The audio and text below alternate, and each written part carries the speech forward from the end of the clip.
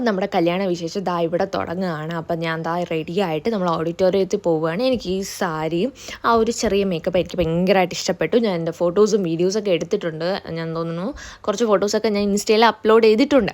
അപ്പോൾ നമ്മളിതാ മണ്ഡപത്തിലെത്തി. വാമി full mood. എനിക്കാണെങ്കിൽ വാമിയുടെ ഈ ഡ്രസ്സും ആ ഒരു ലുക്ക് ഭയങ്കരമായിട്ട് ഇഷ്ടപ്പെട്ടു. അവൾ അങ്ങനെ ഇങ്ങനത്തെ ഡ്രസ്സ് ഇടാത്തതാണ്. എപ്പോഴും നിങ്ങൾക്ക് കാണുമ്പോൾ അറിയാലോ, നിക്കറും ബനിയനും അല്ലാണ്ട് വേറെ ഒന്നും ആ കൊച്ച് ഇടില്ല. പക്ഷേ ഇത് അവൾക്ക് എന്തോ ഭയങ്കരമായിട്ട് ഇഷ്ടപ്പെട്ട് ഞങ്ങൾ കുറേ ഫോട്ടോസ് അവളുടെ എടുത്തു.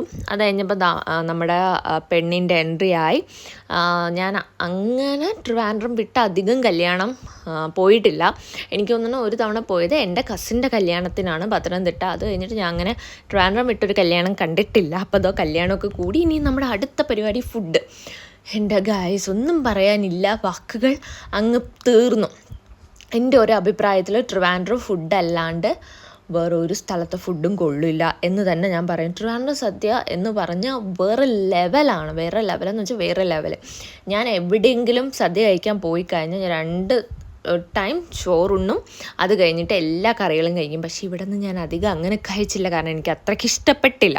അത് കഴിഞ്ഞപ്പോൾ ഒരു ഫോട്ടോഷൂട്ട് ചെയ്യാമെന്ന് വെച്ചാൽ എന്തായാലും ഇത്രയ്ക്ക് റെഡിയായിട്ട് വന്നേയല്ലേ. അപ്പോൾ ഫോട്ടോഷൂട്ട് നടത്താമെന്ന് പറഞ്ഞാൽ എൻ്റെ ചേട്ടൻ വെയിലത്ത് കൊണ്ടുപോയി നിർത്തി.